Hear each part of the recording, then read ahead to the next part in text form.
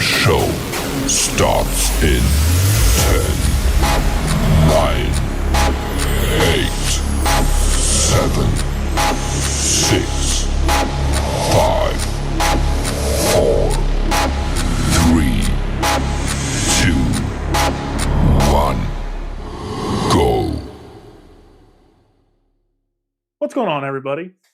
Hope everybody's having a good night. Please excuse the tardiness a little bit. We had some family things going on, and it's his birthday, and had some things going on. So don't mind producer Kaylee. Dank, what's up, man? Thank you. It is my birthday, guys. I don't celebrate it too much. It's cool. I don't try to make a big deal of it. So, but thank you guys. I appreciate it. Thank you, Dank, and thank all you guys for being here. Can you stop them, please? got a dog fight going on here in the middle. Both our dogs are having fun. But anyway, no, thank you guys. Thank you everybody for coming in here. Thomas Smith, thank you, man. I appreciate it. Rob, thank you, sir. Appreciate you guys. Yeah, so we got a pretty laid back show tonight, but a show that I think is really, really important. We're going to go over. Someone has a good buzz. No, I don't drink. So I if anything, I have a small. I have either a sugar high from the peanut butter cake that we ate, or I have a food coma getting ready to start from the chicken Alfredo that I had that was way too much of. So, but no. Yeah, so cool. But no, so what we're going to touch on tonight, guys, is I'm actually really excited about it. It's one of my favorite things to do outside of racing the cars themselves.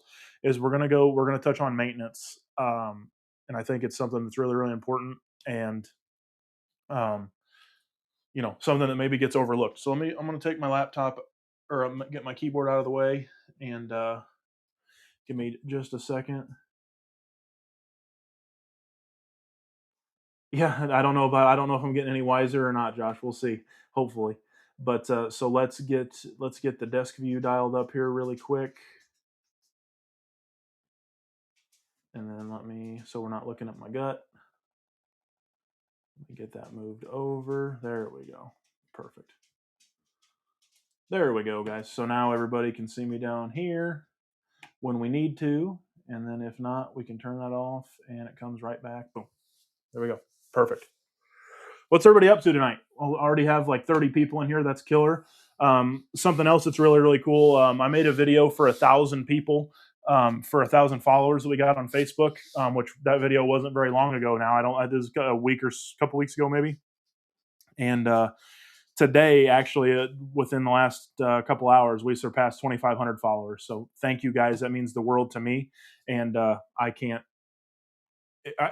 believe it. And we're still growing. So who knows where it's gonna stop or even out or whatever. But right now the graphs, everything's still going straight up. So thank you guys so much. We're actually getting really close to we're getting pretty close to 1 million views and things like that too. So what we're doing is working, and it's exciting for sure. So appreciate you guys. And Dank says he's wrenching. Josh is wrenching on his. Thomas is at work. Thomas, what do you do for work? Matt's on here working. Matt, are you going up and down the road, I'm assuming? But let's see. Mike Woods, new subscriber from Syracuse, New York. Very cool. What's up, Mike? Good to have you. Mike and I have been talking back and forth. He sent me a couple messages of his awesome track. They have a track there in New York and Syracuse that is in a mall that is, but it's like an oval. It's still really, really cool. So badass. Randy Tyler, what's up, man? Oklahoma. How we doing, sir? Good to see you. Phil, what's going on, man? Phil says he's building a 26 HBS from GFRP, so that's very, very cool. Very awesome. Dylan, what's up, my man? Thank you, dude. I appreciate it. Dylan, I'm sure, is getting his stuff ready to kick all of our butts at PTs this weekend. That's where I will be. I know Josh is in here. He said he's going. Where's everybody also? Where's everybody racing at this weekend? Where's everybody racing at this weekend? I know we'll be at PTs. I'm sure Dylan's going to be at PTs. Yeah, Dylan, you don't suck, my man. Bobby Durnall, Bobby's in here. Heck yeah. Bobby's also going to kick all of our butts this weekend. Let's see. Matt say he just got back to the mill. Guy had to leave early, so covering for him. Very cool. Nice. Very cool. So what we're going to do tonight, guys, one thing that I want to touch on before we do maintenance is if any of you see the right here, there we go. As these are always scrolling and cycling through, obviously Raceway 39 is my wife and I's track that we're going to do here in Lisbon, Indiana. And but the next one that comes through that will be on here very soon. It's got to cycle pretty soon. There we go. TP3D. So Tyler Price is the owner of TP3D, and he does a lot of really, really cool parts and components. And I wanted to make sure that we showed him off, and Tyler was kind enough to, quote unquote, sponsor the stream and be able to add some content to our stream. So he sent over a box of goodies that I want to go through and kind of show off some of his products. And hopefully if you guys need some of these products as well as the full line of products that he offers, I just wanted to give him his flowers and say thanks to him. And thank you for sending this over. And I'm excited to run some of this stuff myself. So the first thing we got here looks like it is I can actually open them up, is a ride height block. And I can get on his website here in just a second and actually give you the proper naming of everything and give part numbers. Looks like his cards here, these particular ones didn't have the part numbers on things, but so pretty cool. So all 3D printed, different ride height gauges, so at different thicknesses, which is really, really cool. And then looks like we have, I will have to actually see, so these particular parts, this was the one thing that I wasn't 100% sure on what it was, other than a ride height block, obviously.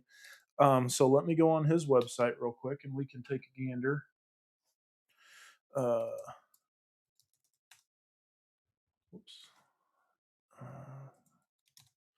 See what we got here. TP3ddesigns.com. And let's check out some of his products and see what we got going on here. Because I want to make sure that I'm telling you guys all the right things. And, whoops, yes. So let's see here. It's obviously some sort of ride height tool. Oops, there we go. I had my big face was covering everything. So, like I said, guys, bear with me for just a second here, and we'll keep everything rolling. Like I said, I just want to make sure that everything is that I'm telling y'all the truth and everything is proper here. So please give me just a sec. And this might be something new because I'm actually not even seeing it on his website. Is there a hole in the center of it? Yes. It's a dirt oval body tracing tool. Oh, okay. Okay. That makes total sense. So, okay.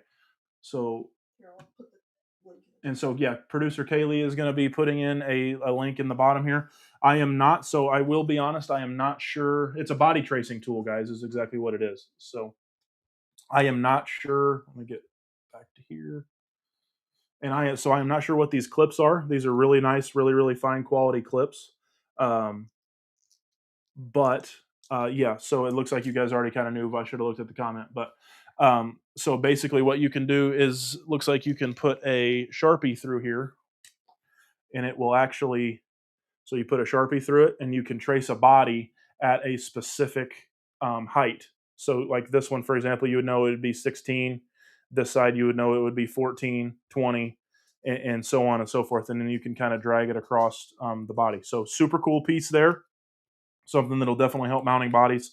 I have a new body coming that I need to get done whenever it gets here and get a new wrap and everything on it. So, but that will be super helpful. So next thing, some of the stuff that I was super duper excited about is he sent over some wing and body braces. So body braces for the late model, wing supports for my sprint car.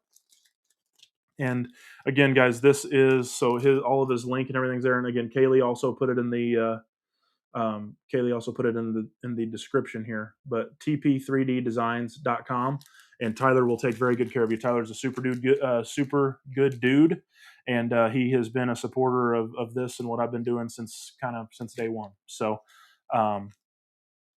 if you need any body supports or wing supports, there you go as well. Those will be on my cars for this weekend more than likely. And then he also sent me the other thing that I'm super excited about is a late model bumper.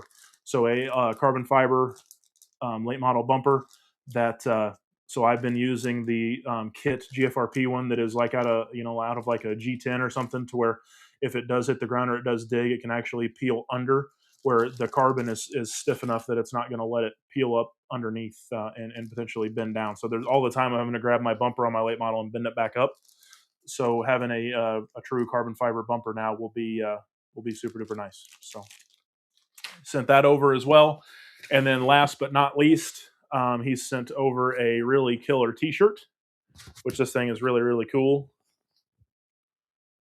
Has a late model on it. There's not a lot of RC T-shirts in today's world that has a late model on it. So his graphic and everything is super duper rad.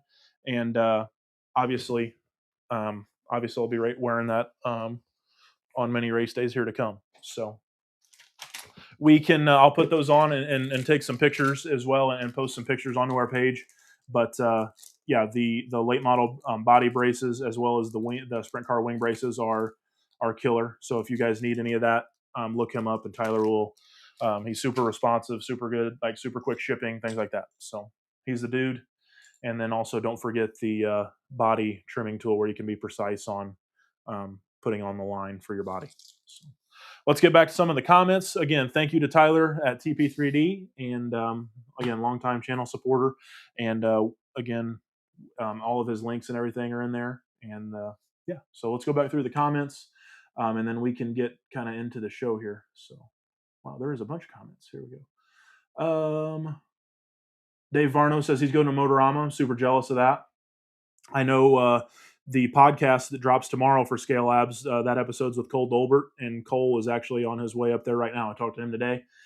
So Jim, if you see Cole, tell him you've seen the live stream, and hopefully you can listen to his podcast maybe on your way home or the way to the track or whatever when it releases tomorrow morning. So Casey Bass says he's racing at Ron John's. I've seen some of their photos. Casey, that place looks killer. Ron John's looks like it's an awesome place. I would love to get up there at some point myself. Dave's going to Slideways. Very cool. Schroeder says he might have something for Dylan this time. Oh. Dylan, Schroeder's talking crap. Well, we're gonna have to have a duel between you guys at the racetrack this weekend. That'll be cool. Schroeder's one of my upstairs buddies I get to pit with on Saturdays at PT. So Andrew's awesome. Andrew, if you guys haven't seen, Andrew shares all of our stuff to so many different pages. Andrew's a huge part of how we grow and why we grow. So huge shout out to Andrew. Sean Russell says all start Saturday, Triple H on Sunday. I love the 2-day deal. I wish we had tracks close enough where we could do 2 days. That'd be pretty cool. Matt says he's doing in the Tech 10 at Island. Very, very cool. Very awesome. Mark Reynolds says Rain Man's and Coyote in California. Very cool. Thomas Smith, what is a good oval car or sprint?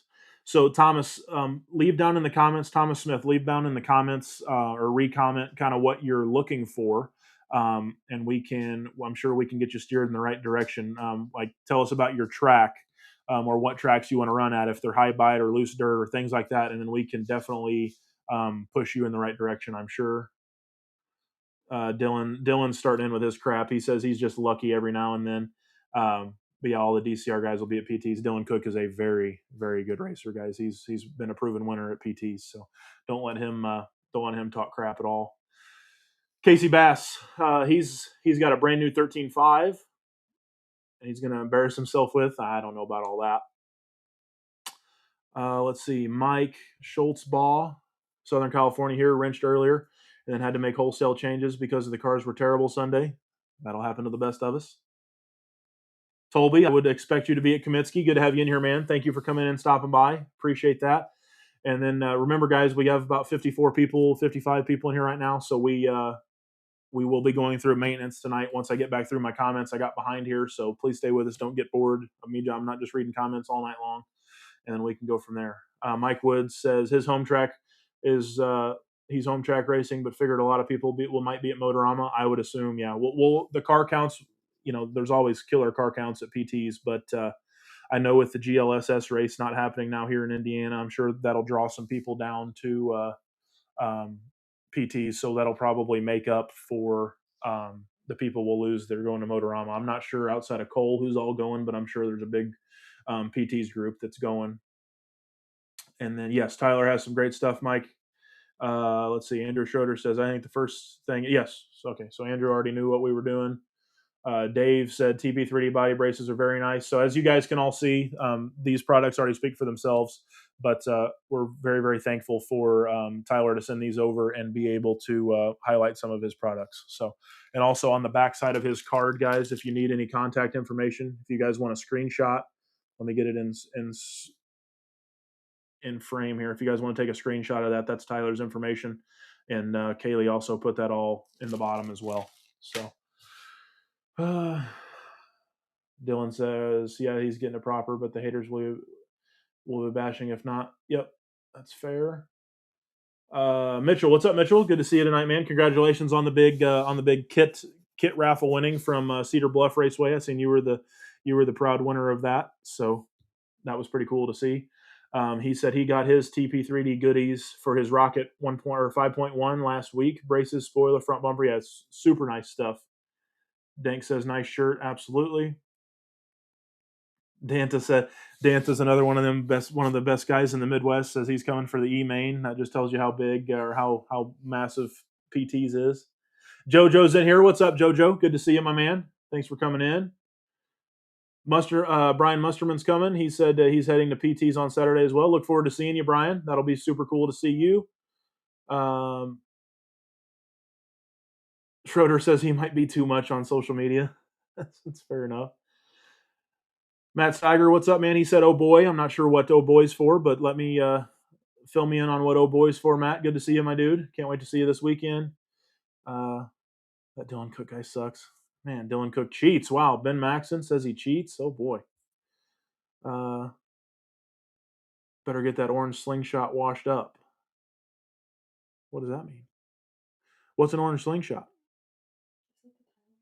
Let me know, Brian, what orange slingshot means. I'm not sure. Is that the tire washer? I don't even know where it is. Back down there in the bottom. She's nice and washed. But all right, guys. So let's get into some maintenance stuff. If you guys want to put in the comments before we get started, I am super curious. What is, like, when you guys choose to go, like when you get home from a race, what's the first thing you do? Like, do you put your car up on or you don't even unload and get stuff ready until like Tuesday, Wednesday for the next race? Or is it immediate as soon as you get home? What is it? I actually have an additional, we got the Scale Labs house car up here that doesn't have any electronics in it. So it should allow us to be able to see things a little bit more clearly down in the car. And I will kind of show you guys what I do, and we can kind of go from there. So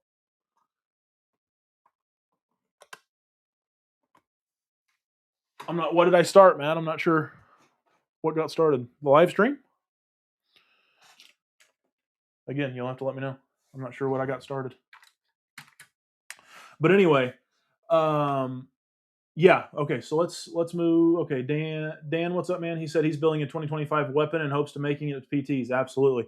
Andrew Schroeder is in here. He's a big proponent of the midget class. There's a lot of other midget guys as well. That midget class is growing, and I think Andrew, if you're still in here, you can let me know. I think they typically get like 15 plus midgets is pretty typical at PTs. So that would be a really good class to have for sure.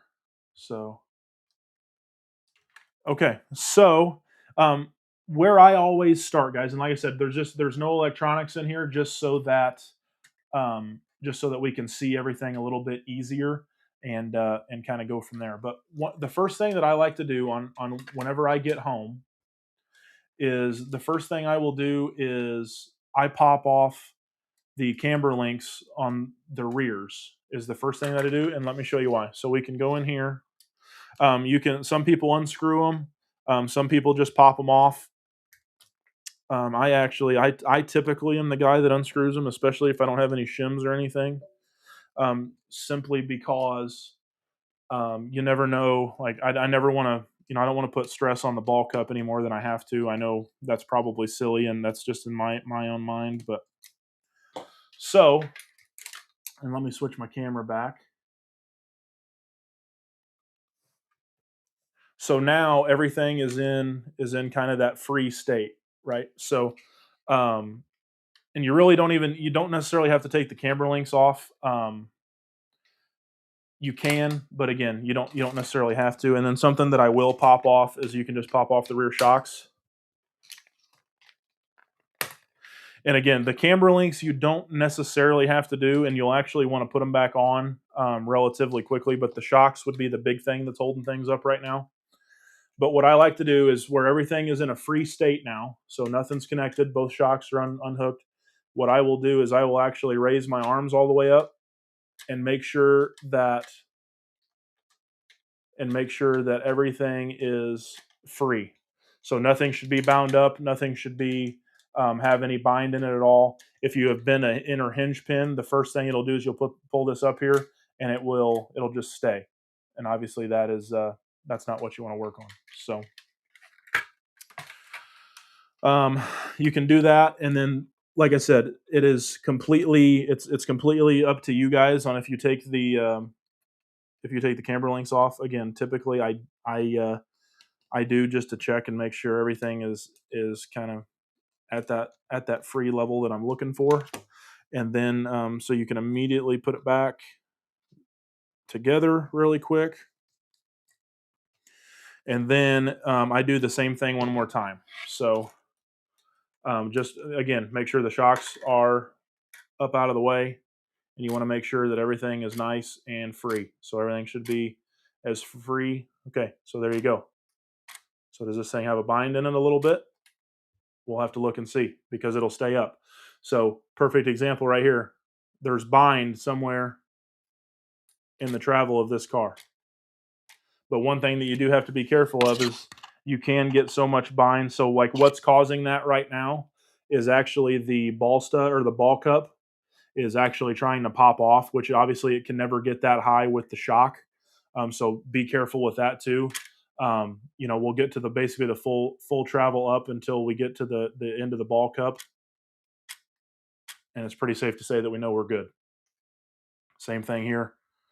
Get to where the ball cup is about to pop off, bring it down, nice and free. But if you get to where around that ride height area and it stays and it's not free like that, you want to make sure that you're not you don't have anything bound up. This car, I would say without any issue, I'm comfortable to say that everything is nice and not bound up. When you see it get stuck like that, again, that's just the ball cup, so no big deal. And then kind of the same thing up front. I'll just come in and I will pop off the shocks, get those out of the way. And you honestly, guys, you can do this in between rounds, especially when you're at the racetrack. And if you have any issues or you find yourself got into a wreck or anything like that, it's typically a pretty good idea to pop the shocks off real quick and make sure that you didn't have any issues. So again, same thing. First thing we look at is for that bent hinge pin. Everything floats nice and free. There you go. Same thing right here. Everything floats nice and free. No problem at all. Boom, boom. Okay, there we go. So very cool there. Outside of that, then we really go into more of like a generalized cleaning. You can check and make sure like your bell cranks are all good. Things like that. Make sure nothing's bent, nothing's bound up, everything's moving properly the way that it should. And if you're not going to go through a complete rebuild or a complete maintenance, if we're just going from one weekend to another, you had a good weekend, you didn't wreck a bunch, you didn't break anything. One thing that you can do, like I'm typically pretty anal about things to the point where I typically take my diff apart every week. There's absolutely necessarily no reason to do that. But I do find myself doing it just for the simple fact that, I personally do it for myself. You don't have to do that, especially if everything feels good.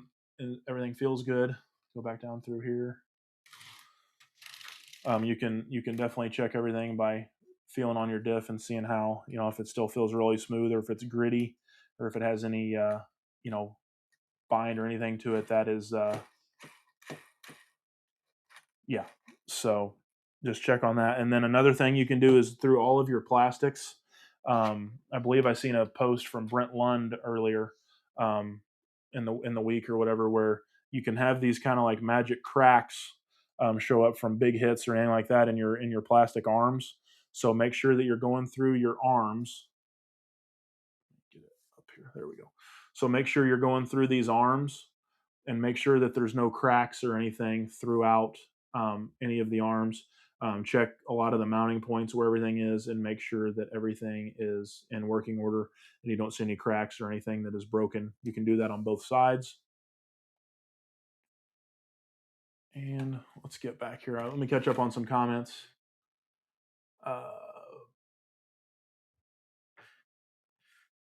Thomas Smith says he just is looking for a good car. He just needs a direction to go with.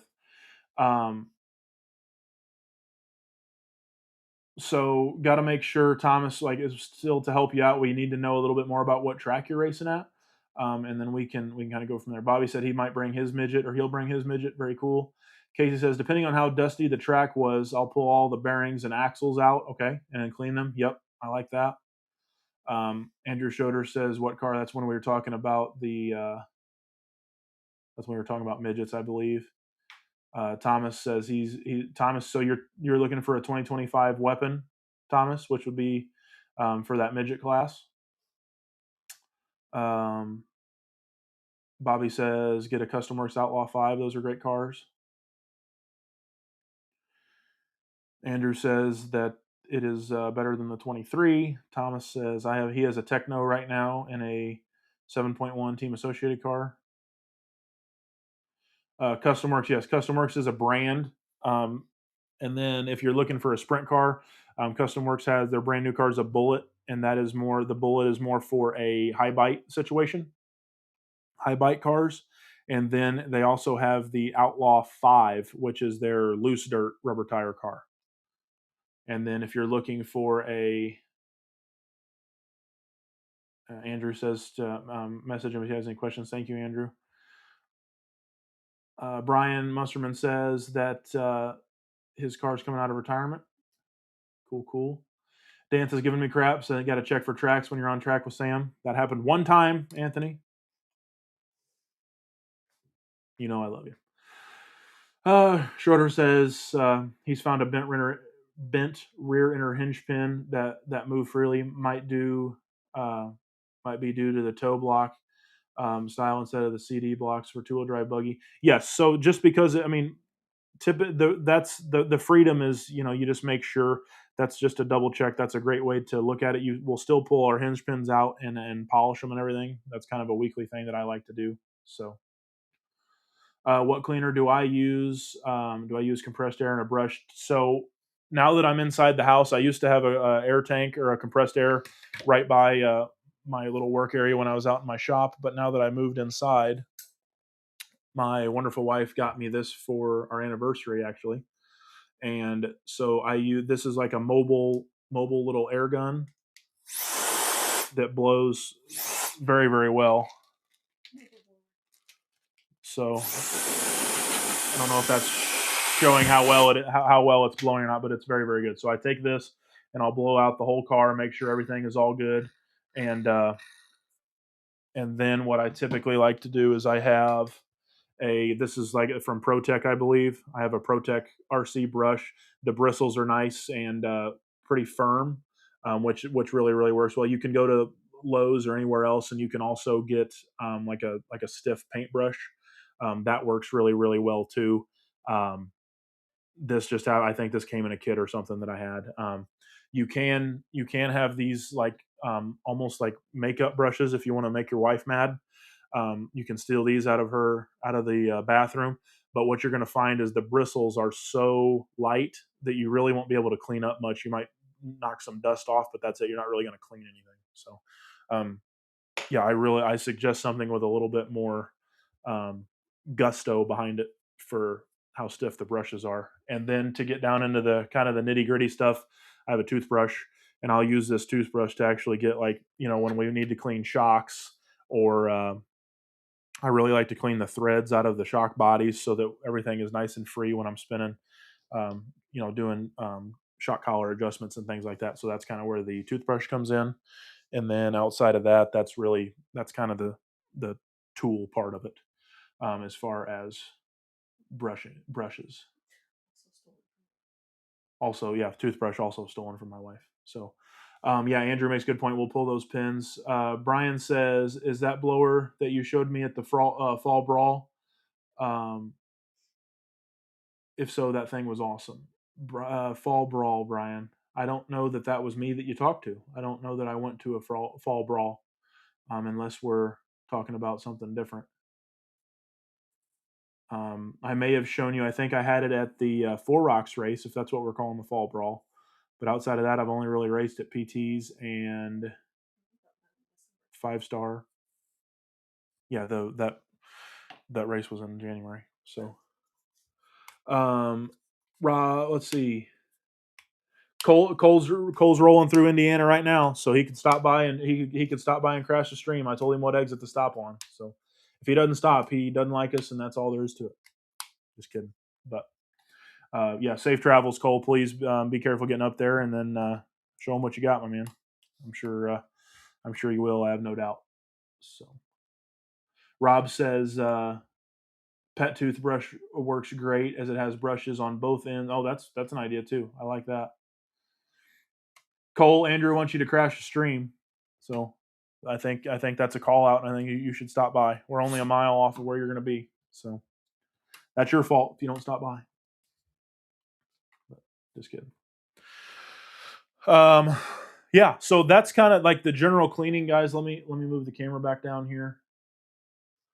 So, we'll talk about these shocks, for example. So I don't know if the camera resolution will get all the way in there, but we can go ahead and zoom in and show this. Mile marker 12 and counting. Well, it's 58. So if you need to stop by, you stop on by, my man. You're always welcome. So I don't know if you guys can see kind of the gunk and everything in here throughout the shock body. So this is kind of where I'll pull out the toothbrush and really get in there and get some of that crud out. And again, this is for like when you get back to the track, you don't want any of that crud in your shock body or in your shock collar and all that stuff. So as you can see, that does a really, really good job of making sure those threads and everything are nice and clean. So, and then if you can see in here, another a really big problem area typically is right in here. So where the rod end or rod guide is on your shocks, right here at the tip. So when you go in there, you can actually, if you don't want to mess with your springs and your shocks are all good, you can just brush that off, because what's happening is every time the shock compresses, you could actually be you're kind of pushing dirt and crud down into those seals and all that. And obviously the seals are there to keep all that out, but you could definitely be reducing life in your seals and everything down in that shock. So I typically like to do every other race day is when I go through my shocks and I rebuild everything. That's typically a good rule of thumb for me. I know there's some guys that do 3 races. There's some guys that do every single race. It's completely preference, and it's also basically how hard of a weekend kind of that you had is the best way that I can describe it. So, but yeah, so that's where the toothbrush comes in. You can really get things nice and clean, and then everything is super duper free, and there's no crud. Something else you can do is measure your shock collar where it came off for the setup, and then you can also go up and down a little bit on your threads and be able to find some more of that crud that's in there. If you made it a bunch of adjustments on the fly, but I like to measure that so that we can put it back to the setup that we need. So Schroeder says Cow RC Moo Cleaner is great. Doesn't dry out your hands as bad as brake cleaner, and it's also safe on plastics. Could probably clean a nitro car with it. Yeah, and there are cleaners and stuff that people make that are really, really nice. I typically I don't use a ton of cleaners. I kind of clean everything. I wipe everything off. If I really need to clean something quick, I'll grab some window cleaner, things like that. But typically with a rag and that brush, you can get everything knocked off and get everything nice and cleaned up that way. Just I don't like inducing any more of that kind of stuff if I have to. So just more stuff to have to keep up with and replace in your program. And I haven't had a huge issue with keeping things clean, kind of the way I do it. So. But yeah, so then I attack the shocks. If I just rebuilt them the previous weekend, then I would skip this week typically, as long as everything feels good. While you have them off the car, you can get everything a good feel. If you feel air or anything in them, make sure that you give them a new rebuild or anything like that. Let's see. Mike Woods says, "Do you use an ultrasonic cleaner to clean parts or bearings?" I do. I have a little small guy here that I'll pull out every once in a while. It's like a jewelry cleaner, also stolen from my wife, and but I will use this, and it's just nice. It can sit right here on the bench, and out in my shop, actually, for the machine shop, I actually have a really big one, a nice one, and it's heated, and the heated ones really do a nice job. If you can get your hands on a heated one, I do suggest that, because I think that's kind of the best way to go, just as far as kind of best bang for your buck. But the big thing on bearings that I've found is, if you're going to clean your bearings with an ultrasonic cleaner or any kind of water or anything like that, make sure you either pull the seals out and get everything dry as you humanly can, and then oil them as quick as you can, or that's basically where it's at. Make sure if you're cleaning them and you put them in a cleaner or anything like that, make sure that they dry out and then come through and re-oil everything. So that's very, very important. Dave says Lucas Oil Slick Mist spray and wax works great. Yes, as a race car cleaner, absolutely. I have used Slick Mist before, and it's very, very good. And that is a great way if you're going to kind of a muddy track potentially, or where things can get a little bit on the dirty side. Slick Mist or something like that. And I'm assuming what Andrew said with that Moo cleaner from Cow RC, that could be it'll put almost a film on everything, so that it's almost like dirt wicking. I mean, it's not going to keep everything from getting onto the car, but I think it will. It'll most definitely help. So just keep that in mind. Then that could be something that you definitely go through and utilize to keep your cars clean and fresh. What I do like to do is, I typically don't go from, I'll try to get everything in the back done first. And I will actually grab, I don't need a car stand. Yeah, Andrew says no film with the Moo cleaner stuff. So that's great. Yeah. And it just cleans.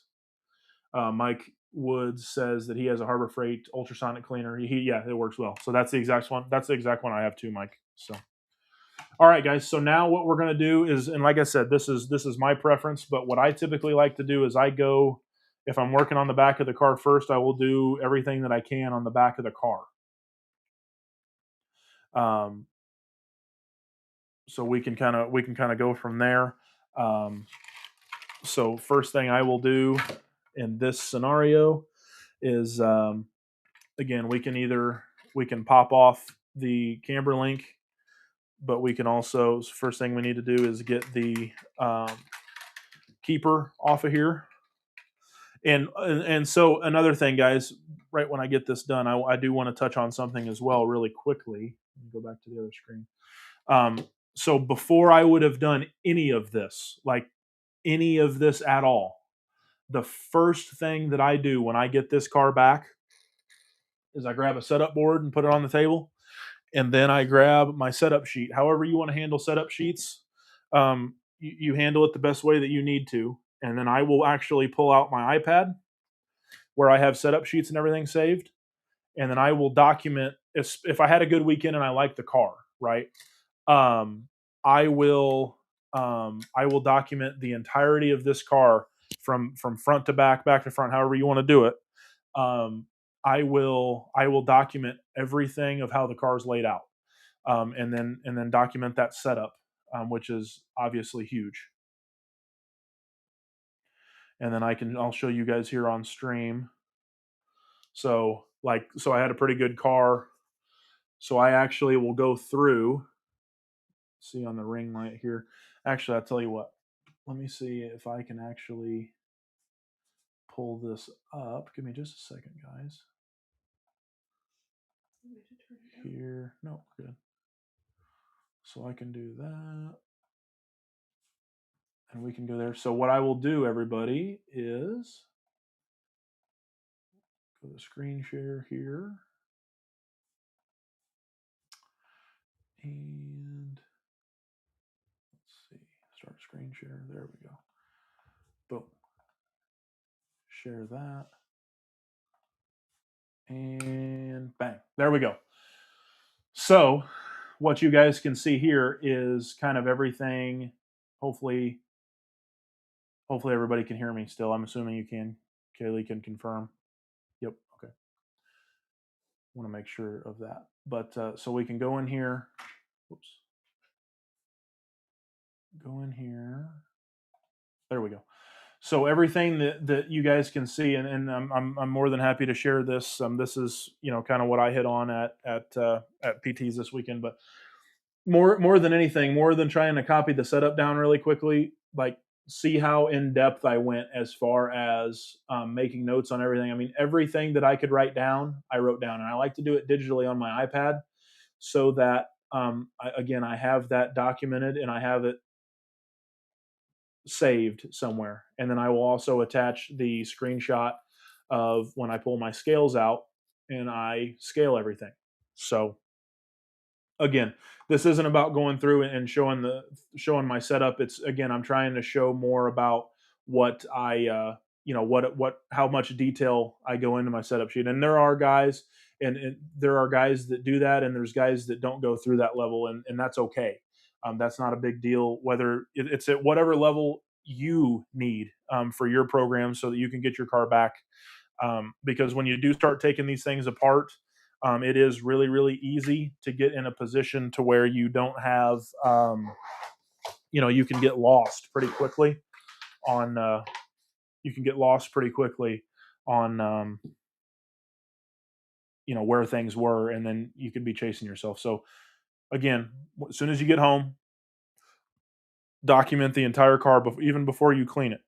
Document everything that you see fit, and then put it on scales if you have scales, and then document all that so that you have that baseline to go off of, because when you go back to that same track, you have somewhere to start. So again, my opinion, but I think that is a good starting point potentially.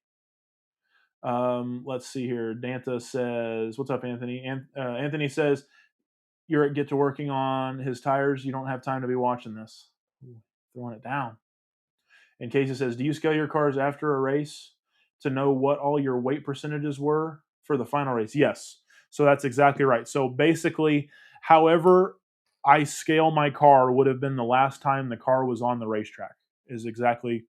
So if it's a C main, an E main, an A main, whatever it is, that's where it was. And there's even times where I check it if it was bad, where it's like, man, where did I go so wrong? Because I'm starting to get to where my numbers are pretty good, pretty solid.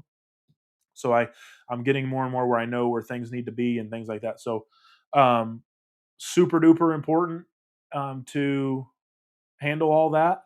And yeah, so hey Kaylee, Cole just texted me. He might actually want to crash the stream. So if you would text him back, I would appreciate it. I don't know if he's serious or not, but if he is, that'd be cool.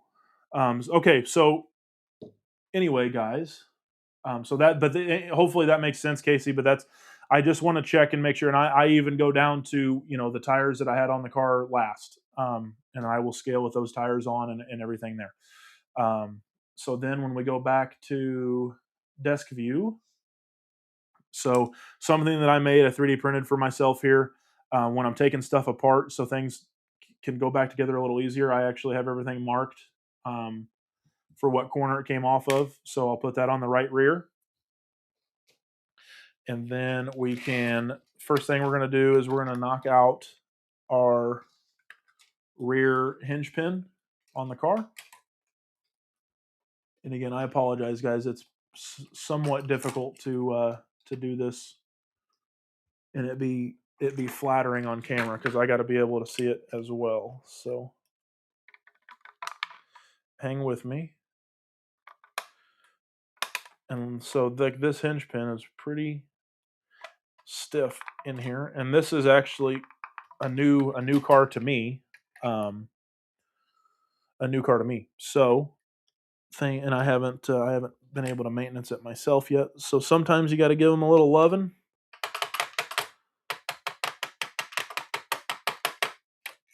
Sometimes you got to give them a little bit of loving, and then you can come over and grab your favorite pair of hobby pliers, and typically you can pull them out the rest of the way.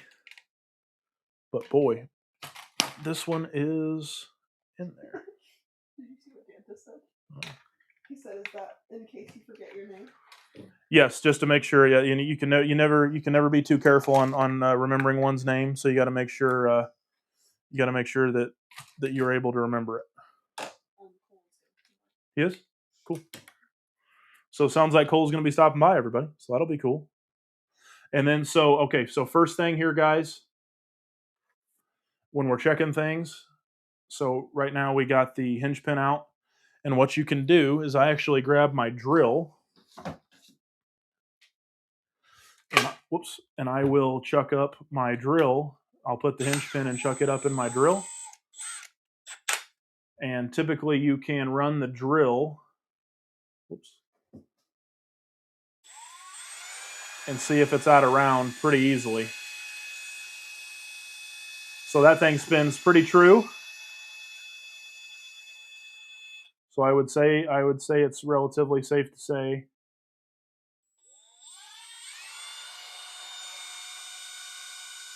we don't have a bent hinge pin, which is good there. There's some people that, maybe they don't ream their arms out, which very well could be a situation here. Like I said, this is not a car that was mine originally. So all good there.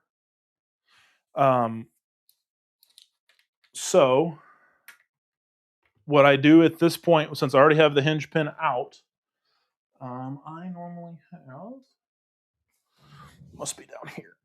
Oh, it's right here, right in front of me. So I actually have, I want to show what I actually use.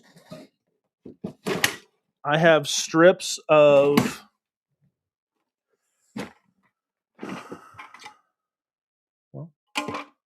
or I lied. I typically have strips of Scotch-Brite pad that I utilize for cleaning these hinge pins. So typically I take a Scotch-Brite pad and I will actually cut these in strips so it's easier to use.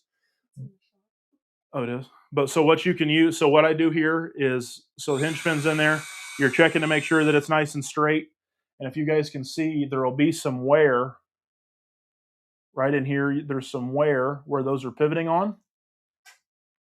So what I will do then is I actually will clean up these hinge pins with this Scotch-Brite pad.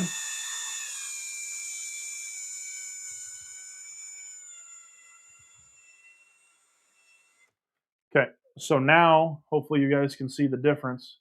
It is very much shiny and very nice. So, and then all you got to do, and it will get a little warm. So now hopefully you guys can see the difference. So I'll hold it kind of in the middle where you can see everything. So there's a clean version. The one end is clean and one end is still dirty. Now I'll put that clean end back in, chuck it back up. Okay, so now though, check this out. So I was holding on to the good end, obviously. So because watch the everything now here.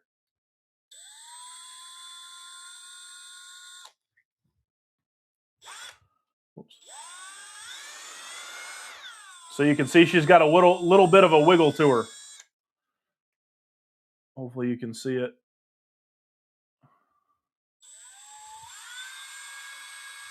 There, that now you can kind of see it pretty good. So she's got a little wobble to her. So at that point, when you see the wobble like that, that is when I replace hinge pins. It was a pretty dead giveaway. When you go to pull it out and you got to knock the darn thing out, that's typically a bad sign. And at that moment is when I black on my nose. But at that moment, that's typically when I switch hinge pins, and I always try to run titanium hinge pins. That way, if I hit something really hard, I've got a fighting chance of not keeping the car bound up. So, just an FYI there. And then, but anyway, so for an example of a clean hinge pin, though, this one is bent, which is fine. But that's what you're kind of looking for.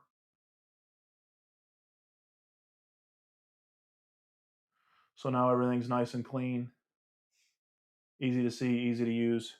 And if it wasn't bent, we could put it right back in the car because it is bent. Something else that I typically like to do is I have an additional over here off screen. As most of us RC racers do, obviously I have a 3D printer here. So what I do is this is kind of my catch-all 3D printed parts tray. I have a place for diffs and all that other stuff too. What I like to do is when I'm doing a maintenance like this, I will put when it's bent or something is not going back in the car because it's broken or we found an issue with it, whatever it is, I will put it in this tray because at the end of the day, when I'm, everything's it's ready for everything to go back together. That's how I can parts inventory. I can parts list and inventory what goes back, what I need and what was used. So if I have it in my box, I'll pull it out and still that way I know to make an order at my local hobby shop or at my local track or whatever I need to order it. I have everything kind of stacked up. That way nothing gets lost and nothing gets lost on me on what I need to order and what I need to check out. So with that said, so now we've got an interesting predicament on our hands because we need to put new hinge pins in. So what we can do is, as we're checking hinge pins here, so this one is pretty tight as well. These MIP wrenches are super good, and I try not to, I hate wailing on them like this, but you'll have that when you're trying to get things out. So I've seen people have to use presses before and things like that. It's not a good sitch at all. So we'll pull this out so it's a little bit easier on us, and then put this 1.5 down on there and finish getting her out the rest of the way. You can also use a pick or anything else you need to use for what you're trying to achieve. It's kind of an is what it is situation. So now you can pull out, your kind of that side of the drivetrain with your dog bone, your hub, axle, and all that. And then now is also a good time to go through and check. You can check your arm, but we'll check that in just a moment. So here is a good example. Whoops. Falling apart. That almost went down the vent. That would have been bad. So here is another. This is what a normal hinge pin is going to look like, guys, after a race weekend. So as you can see, pretty dirty. Whoops. Get the mouse out of the way. There we go. So, like I said, I try to choke up on as little bit as I can. So again, here you go. It doesn't show up well on camera, guys, but it is, like this one's rolling pretty out around too. That way you can see it where it's straight on. So that is the difference between a lot, especially if you guys are 13.5 racing. The mod stuff, it still makes a massive difference. Don't get me wrong. But this can create a bound up car. They're not terrible like this, but it's also not right is the only way to put it. So But anyway, so this is how. So I will literally just go back and forth a few times with that Scotch-Brite pad. And as you can see now, she is pretty clean. Stagner says it is not the drill truck, Chris. It's hard to see. It's terrible to be. It's hard to portray it on camera. It is the hinge pin. Like you can visibly see it. It's just hard to show it on screen. But they are a little bit bent, and these are aluminum ones anyway. So I would expect these to have a little wear to them, which is okay. And we can, but I don't disagree with you. The drill truck isn't doing us any favors, and I agree with that. So, but now as you can see, hopefully on this end it'll show like it runs straight as an arrow, relatively straight as an arrow now, compared to the other side.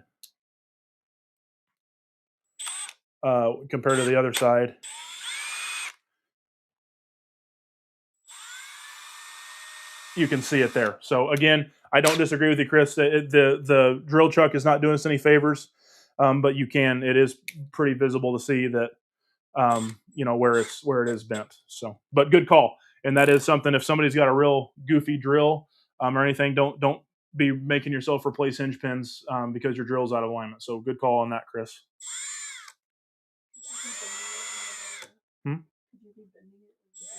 No. This is very, very light pressure, guys. I'm literally just pinching this between. I'm hardly pushing. I'm just more or less holding the Scotch-Brite onto the pin. I'm not doing anything extreme or extra by any means. We're just getting that gunk off and giving us a nice clean surface. And so now you can see it though. It'll be super nice and super clean. So if you don't have a bent hinge pin, it'll look nice like that. So we'll call that one bent too. Yeah, I don't know if I'd use the word typical, but it is somewhat typical that if you're going to bend one of the hinge pins, typically both of them are bent. At least from what I've found, maybe I'm just wrecking especially hard, but from what I've found, it's pretty. If you bent one, you typically have the other one bent too. You have to wreck in kind of a special way, I feel like, to be able to get it to be only one's bent. So again, we'll put this in our parts tray over here, and let's see. I think I might have missed a comment. So Chris asked, do I lube it? Yes. So I have a can. It's not in here. It's actually, I was using it for a project for work, but I do have a thing of metal polish, and Andrew just said it as well. And I'll use like one of my microfibers. I'll use one of my microfibers, and I will dab some metal polish on these pins, and I will run it in and out until it looks, until it kind of shines up. But I will lube my hinge pins. Yes, I'll polish them. Let's see. Noah Hogan, what's up, man? He says he uses fine grit sandpaper, then polishing compound with it. Yep. Okay. So yeah, we're all on the same page. I typically don't like to use the sandpaper. Not to say that it would take off a ton of material, but I don't want to, while I'm getting these cleaned back up, I don't want to ever compromise the finished diameter of these pins. If I'm going to make something bigger, I'm going to ream out the arm. So with that being said, I would be somewhat cautious of using sandpaper. Again, just my opinion, but I would suggest not using sandpaper, because you're inevitably, even over time, if you're not bending hinge pins all the time, you're going to be affecting the diameter, and you're going to really loosen that up over time. I'm not saying on the first batch, but over time. This Scotch-Brite is super not aggressive. It's taken off that surface rust, or that surface dirt and things like that. It's not actually changing the diameter of the material. So.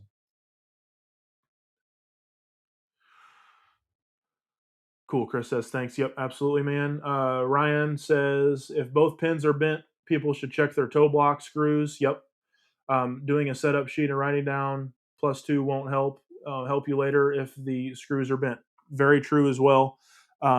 Like I said, when doing that setup, what I do is I take it as if the car was going around the track and I finished the main, it finished with bent screws. So if we need to make note of that, make note of that. But I still, the way the car came off the track, especially if it was good, that's where I take my notes from.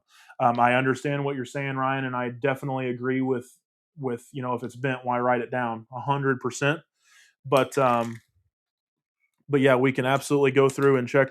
Toe blocks are nice and tight. Everything looks good on the toe blocks, but I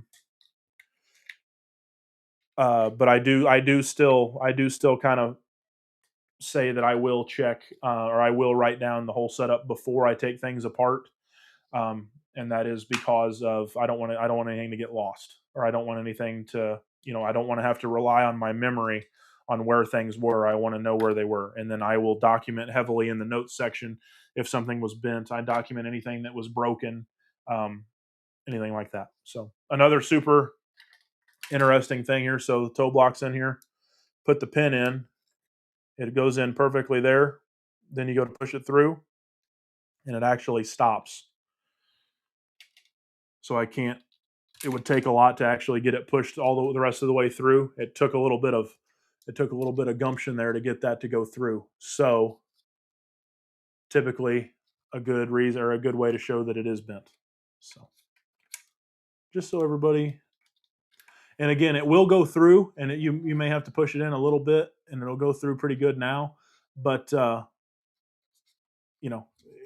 again, just check, make sure you don't have bent hinge pins, and if they aren't bent, clean them up. That's what this is about. So we'll put those over there, and then from this point, another good place where you're going to have a bunch of gunk built up is going to be on the connection between your axle and your dog bones on the CV. So right there, you can see it's pretty chunky and pretty nasty. So what I'll go through, and I will take my brush and go through and get everything nice and cleaned up. While I'm doing this, Andrew says check the toe blocks too with a fresh pin. He's bent the brass blocks. Can't remember on the aluminum box. Yep, absolutely. Josh Collier says that's what he does. Scotch-Brite and cleaned it easily. Yep, absolutely. And again, I know sandpaper is something that you can use, but I would highly suggest not using sandpaper because again, I don't want to mess up once I ream everything and everything is in there snug, but also very incredibly free. Not even snug, but in there where it's not rattling around, but it's also in there free and tight, if you will. You don't want to continually be shaving down that diameter, even if it's thousandths of it at a time. You don't want to do that over time, in my opinion. Let's see here. Chris Stagner says, "What do you use to clean out blocks?" Okay, so what I will do there is typically I will check and make sure there's no burrs. If there's any burrs, we can kind of deburr those and make sure that there's no burrs. But I take my brush that has some of the fine or the heavy bristles, and you can actually kind of force those through there, and you can see your brushes inevitably will come out. And when I go through those toe blocks, that's how I clean everything on the toe blocks. And if for some reason it's really, really bad or anything like that, you can actually get a 1.5 mil and go through and make sure everything's nice and clean. A 2 mil actually will go through as well and make sure that everything's in there. But be careful with sticking these through there because you don't want to gouge out those toe blocks either. So kind of a fine game to play. Ryan says it's just something I feel like people don't check a lot because they're afraid they will come loose. Let's see. It's just something I feel like people don't check a lot because they are afraid they come loose. Yeah. I'm assuming you're referring back to the toe blocks, Ryan.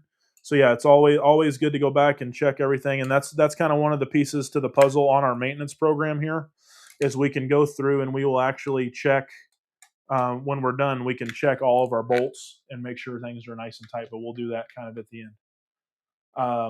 Andrew has a good point too. You can get I don't have pipe cleaners, but you can get some pipe cleaners, very small ones, like from a hobby shop or a hobby store, and stick pipe cleaners through there. That would work fine. I know previously I have got like paper towel, and I will roll up a paper towel and put it through.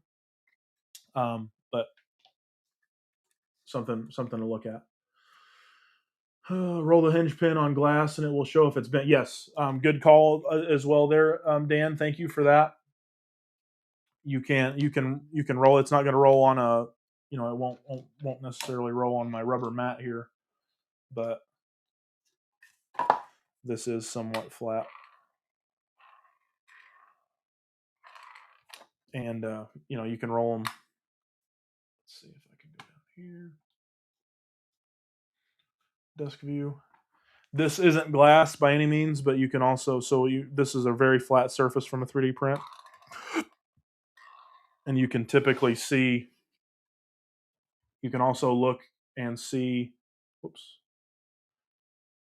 You can put it up against a flat surface like so, and you can see if it, you can see any gaps underneath it. There you go. Again, this is incredibly hard to show on camera, guys, and again, this one by far isn't bad at all, but it is enough to worry about some bind at some point. So we can kind of see it visually on the drill. So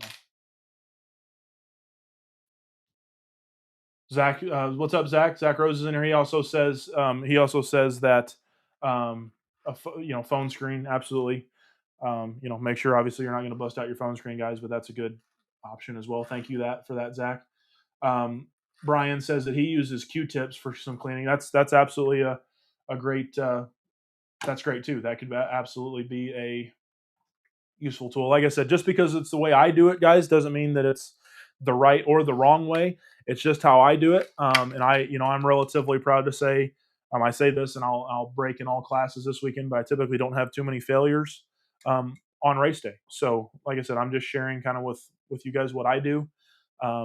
But there are, there's, I think the phrase is there's a 1,000 different ways to skin a cat. So, find the right way that works for you and do it that way. Like I said, I'm just trying to show, what goes through my mind and what we go through. So next thing again is that dog bone and CVA connection and all that. And what you're going to see is there is quite a bit of gunk down in there. So what I like to do is I will see if I can actually show this and get it out of there. So I don't know if you guys can see, but that was the gunk just out of one of the dog bones. And again, on camera, it doesn't look like much, but that's a pretty good sized clump. So, so you can go in there and check everything. And while you're checking your dog bone and everything on how everything's working, great time to, I like to push and pull on the bearings just a little bit to feel everything, make sure everything's feeling free. That the bearings don't feel gritty. And the other thing that I check is the roll pin on the dog bone. So these are, I know I made a post about this with like if you want to go crazy and really dive into this, what you can do is I actually have a digital microscope that I can hook up to a TV screen or a screen, and I can put this underneath and actually see the picture. Because I don't know if this camera will pick it up, but there is pretty good sized flat spots. There's pretty good sized flat spots on these dog bones, or on this roll pin on the dog bones. So at this point, it may be a good time to replace these, because I know we have touched on it before. The way these interact with the out drives, if you get in there and it's wearing on those out drives, you can actually get in there and cause a bind to where the car will do some pretty weird stuff, because this can't move freely in that out drive the way that it needs to. And that drive line is very, very important. So when you start seeing these flat spots, or you start seeing some craters being made in the out drives, it's a good time to look at that and kind of check it from there. So and we can go over that in detail a little bit more. If this doesn't need, if the bearings feel good, everything's clean, and I can get in here and I can clean everything really, really good and really nice. What I will do, again, you can use this nice toothbrush, get everything nice and clean. And this is where I will grab my rag as well. Is he almost here, Kelly? Yeah.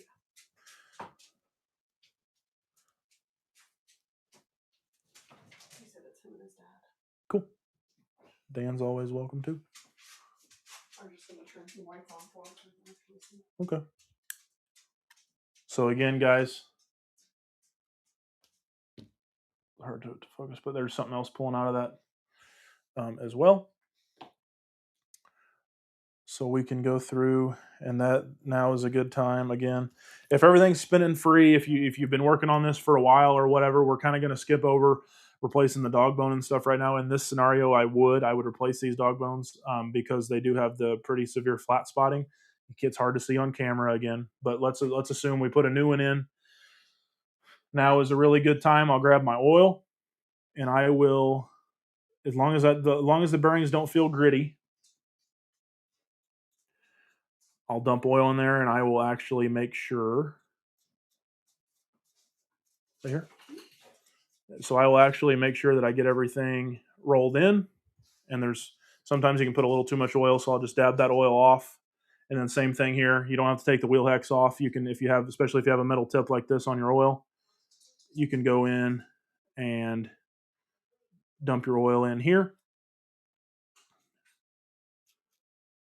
Be careful because you can get it kind of everywhere if you put too much like I do typically.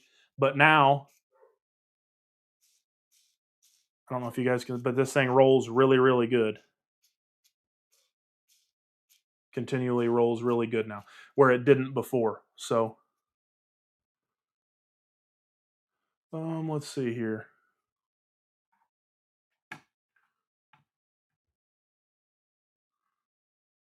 Dennis says, I know guys would put Colgate toothpaste on a rag and then put it on hinge pins on their Dremel. Will shine like chrome. That's interesting. I've never heard that, Dennis, but that's actually really cool for the toothpaste. I like that. Let's see. Danta says, if he drops his car off at PT's this weekend, do I want to do an in-depth maintenance for people to see? Sure. That would be great, Anthony. I would love to. I could bring it home and go through everything. That'd be cool. Obviously I treat everything like my own, so would love that. Actually, that'd be pretty cool. Noah says, 1-Up Red CV oil works great for the gunk buildup and keeps the CV joints lubed and moving freely. Absolutely. Man, so Noah, funny you bring that up. So the 1-Up stuff, I love what 1-Up's doing, and I love their products. But golly, it is hard to get their stuff. Like, it seems like it's always on back order from anywhere you want to get it. So that can be frustrating, obviously. But Anthony said he wouldn't mind helping out in that way, so that'd be cool. What's going on? What is up, dude? All right, everybody. So we got a special guest here. What's going on? What's up? Bring you something? Hell yeah. Present, Check that something thing to out. see. Dan, what's up, man? What's up? So if everybody can see, Cole Dolbert's in the house. How's it going? Your episode isn't up yet, but it will be That's tomorrow. all right. So Big deal. Cole brought the I'm calling it now. I'm putting him on the spot. Cole brought the 2026 winning EDM car for Motorama. Dustin's gonna love that car. Yeah. So check that thing out, guys. Super cool. So this, I know we've talked about it. This is a Assailant. Yep. That ends up having a sprint car front bumper. Yep. Looks like, and then you kind of pimp it out from there. That's right. So if things get weird, cool. you put a sprint car chassis on it, you send it. heck yeah, get weird. I like it. So let me get this thing out of the way. We can set this thing up here. I can get you a microphone, and Oh boy. I wasn't lying. We're pretty close to the interstate, ain't we? Yeah, I mean about a mile off. Yep. Mile and a quarter. Yep. So if this thing will link up, we can put you on the spot here. Thanks for stopping by. Of course. Breaks up the trip a little bit. Yeah. So you're good if you want to slap that thing on. Not that anybody really wants to. Yeah, oh, everybody wants to hear you, my man. Dan, I don't have 3 microphones. If you want to talk into this one, He's you can, camera shy. Oh, you're camera shy. Oh, now you got to be on here then. But yeah, it's all on us. So if you feel free to take a seat. But what do you want to talk about, Cole? This was a impromptu. I didn't think you was going to take me up on it. Well, when you say it's only a mile off the interstate, and Pretty easy. pretty easy. Cool. Yeah. Big Chili's guy, I see, huh? Oh, this is actually a gas sweatshirt. Oh, really? I get that a lot. And Yeah. it looks like Chili's, and it's funny you say that. But Heck yeah. There's definitely been a lawsuit with that. oh, Yeah. definitely. Yeah, it says red and spicy on the back of it. It's a gas sweatshirt for dirt bikes, but it's one of those things. Spencer Dirk says Cole's slow. He knows it. There goes your help. I think Spencer's just pumped up that you're not going to be there this weekend. That's all he's worried about. Something like that. Cool. Josh Collier says, "What's up?" Let's see what's going on, guys. Hartzell says, "What's up?" Cool. Chris says, "Well, everybody says what's up." So right on.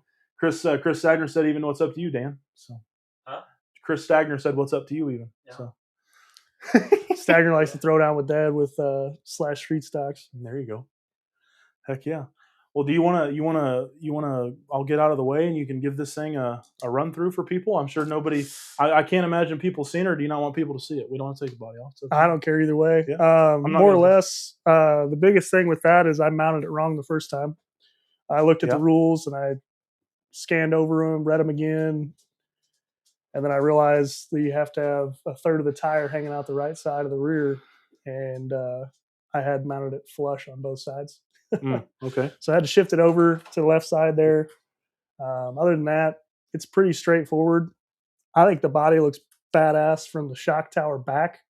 Everything in front is kind of weird. Yeah. I don't know. I think I would kind of re-engineer that a little bit, but yeah. So did you make this? Or? No, that's a body by Bulldog. So It's a Bulldog bodies. Got it shipped out to me and put it together. It was already pre-drilled. All you have to do is put it together and kind of cut it out and make it yours. Sure. So really seamless process. The guy sent me the template for the wrap and everything. He was really, really good to work with. So yeah, I can't thank him enough for a quality body to run. We don't run them around here, but it was just a fun class to put together. Yeah, absolutely. Something different. I wish we had more of these around here because this is make EDM great again. Those things are awesome, man. And if I could drive one big car in my life one more time, like I would love an opportunity to drive one of these cars. Absolutely, they're badass. But cool, man. Justin Waller says, "Who's that guy?" Do we never heard of her? Yeah, never heard of her. And then do you know? Schroeder says, "Do you know anybody or who else is going from like PTs and slideways? Just you?" I don't. I know Tyler and Nick Antonovich, Jeff Nash. I know he's going. Other than that, I don't think there's very many people from around us that are heading out there. I mean, Dustin obviously is going, but other than that, not too much. Yeah. There's a weird rule here. It's funny you mess with that. So I carved this out. I don't know if everybody can see it, but I carved this side out. And so there's a leading edge rule. So I kept this flat. So it's leading edge of the tire. So you kind of mount the body all the way forward as far as you can get it without touching. And so I kind of cut those backs where you can get that clearance. But it's interesting. I ran it at Slideways after everything was said and done this past weekend after I finished it up. It wasn't even painted. And I took it down there and gave Cole Rhodes the wheel for a second there. And he goes, "Holy cow, that's a ripper." That's cool. Hopefully it translates. I know the track's flat out there, and well, we'll see. We don't really know yet, so I can't really speak on that. Sure. Well, very cool, man. That's I'm glad you brought this thing in. This is pretty rad. I like this thing. Man, I wish we could drive these around here. I guess Midwest Mod is the best we can. Yeah, best we're gonna get. I'm gonna throw the gauntlet out for somebody to make a Midwest Mod body. I mean, they look decent, but I feel like they could look better. Really, personal opinion. Yeah. I don't know. No, that's fair enough. It would be cool, more I guess like stock appearing or whatever to get it closer, I guess. Yeah, I mean with the molded bodies, I mean you have the 2-piece bodies, but you also have the molded bodies as well. I feel like there's this weird middle like tilt that happens with the 2-piece bodies that you have to kind of lower the nose quite a bit to get it to even look real, right? More realistic, but cool. Just mean mugging it. Monty's not sure about Dan? I'm not sure about him either. He's riding with me out there. We'll see. You want me to drop him off? I told him no ball, and then he's just been sitting there staring at him. Oh yeah, if he thinks you're the reason that you got ball taken away from him, he's not going to be your buddy. Oh, Poor guy. He might be. Oh yeah, we're bros now. If we're Oh, gonna do yeah. ball, we'll be buds. We got the wiggle butts out. We're good. He already was dropping into Cole's feet, and Cole was obviously talking, Right. and so he just was like, And then Indy's our real athlete. There, she couldn't catch a cold. She just wants to be pet. Pasley says that thing was flying. It was really cool to drive. Like I haven't been excited to run a race car, like overly excited to run a new car in a long time, and that thing was a blast. Yeah. What? So how does it act? Does it act more? Does it act late model ish, or does it like It's a league of its own, dude. just totally on I its own can't thing? even begin to explain it. It's like the aero package of a sprint car with a late model. Huh. Like it is absolutely ballistic fast just because it has all of the downforce. Well, and especially at Slideways, it was just freaking pin it and rip it. Oh yeah, just railing it. That's Yeah. cool. Yeah. Awesome. Oh, let's see here. Jose says big bore with big bore springs or small bore with big bore springs. I'm curious of the difference. So this one has small bores with big bore springs. Just kind of slows the car progression down a little bit. It's something that I put on. This is a carbon copy of my late model that actually my dad runs. So we took the Midwest mod body off of it and I put the CDM body on it and we're running it. So it's carbon copy setup, just the big bore springs instead of small bores. Cool. Very cool. And you do that just for a little bit more stable feeling with the big bore springs? Yeah, it's really aggressive. These bodies, I was talking to some guys on the East Coast there, and they're like, these bodies just turn. So just something that we decided to stick with just because of how aggressive that I'm sure it's going to be. Yeah. And then Motorama is flat, right? It's just like kind of how Chili Bowl is. Yeah, it really changes. flat. There's going to be a little bit of banking, I'm sure, but not enough to really make a difference. I mean, I know at Four Rocks, it's kind of an extreme because you don't really normally get that kind of banking and Right. here today, gone tomorrow track. But yeah, similar to Cedar Bluff, I'd say probably shorter, but kind of like that little cupped banking. Cool. Kind of keep you in, but nothing crazy. And do they keep is the track size pretty, like, is it significantly smaller than like Chili Bowl? So before it was set up in a different arrangement. It was actually along the short wall. Okay. And they put it along the short wall. We had more pits this way, but now it's actually long ways to where they've made it a little bigger. I haven't been back since they changed the direction, so I'm excited to see what it looks Cool. like. Awesome. Cool, guys. Well, yeah. I mean, we've been on for an hour and a half already. So I mean to hijack the no. Real I live, was. I but, think that was cool. You stopped by, man. I was. Are you guys driving all the way out tonight, or are you staying somewhere? And then No, just gonna find somewhere in Ohio once we get tired. Yeah. It's kind of middle ground. That way we can split it up a little bit and Yeah. get 6 hours in, and then probably a little bit more than 6 hours tomorrow. So Cool. And what do you load in on? Are you supposed to load in tomorrow, or do you load in on? loaded Friday? on Friday. So we'll get to the Airbnb tomorrow, and there's some other guys out there. The Brian's, so Brian Klamer, Brian Lettrich are also going out there. So we'll be seeing those guys. Yeah, it'll just be fun weekend. Just a little short weekend. Cool. It's kind of nice compared to Chili Bowl. Like you can go out and actually, weekend it, with, I guess a couple extra days, but you don't have to dedicate the entirety of your week out to. Yeah, and realistically, you're only racing for a few days rather than being there all week long Right. and waiting. I mean, they run a really tight ship out there, and they get through races. I mean, they have 450 entries and they get it done in 3 days. I mean, that's cooking. Yeah. So, And then something that I think a lot of people may not know about Motorama, and I haven't been out there, so I don't want to sell it as if I've been out there, but there's so much for a racer to do outside of racing. Like you can go and check out so many, like arena cross and all that other stuff. there's cage go-karts, there's robo like battle bots, Mhm. like a smaller version of battle bots. There's motocross inside the arena, which is really cool. They get to rail between the dirt and the wall. They rail off that corner, is really cool. They have ATVs there too. There's car show. There's RC drag racing. There's RC off-road, which I entered a class in there. Really? Yeah. You doing? Is it all 8 scale or is it 10 scale? So it's 8 scale. I did the only entry that was left was expert truggy, which I have no business in. And so I'm gonna switch it up with Scotty when I get there, and hopefully get it into 4-wheel drive short course. That's a really fun class out there, just to break it up and kind of change it up a bit. Yeah. And is all the RC stuff in one build? Is it broken up into different buildings then, I'm assuming? Yeah, it's one big farm center. It's like a convention center, like farm and home deal. Okay. But it's a spread out. It's huge conference center. Cool.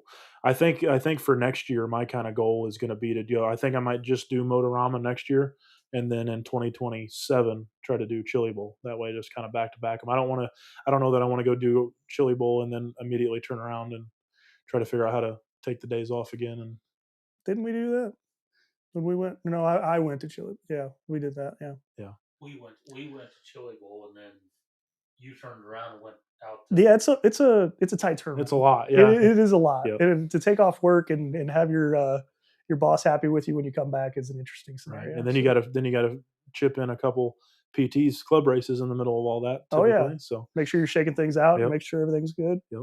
Maybe scuff in some tires. Yep. Cool. And is it all spec tire out there? So you're gonna run you got quasis on it right now. But Yep, it'll be quasis out there. Yep. Makes it pretty simple. So I just ordered a bunch of sets, and if I don't use them, I'll run with PTs or wherever else. Quasis on all cars too? Yeah, all three. Yeah. Nice. So he's running Sprint. I'm running Sprint, late model EDM. So cool. The old 112 rides again, huh? That's right.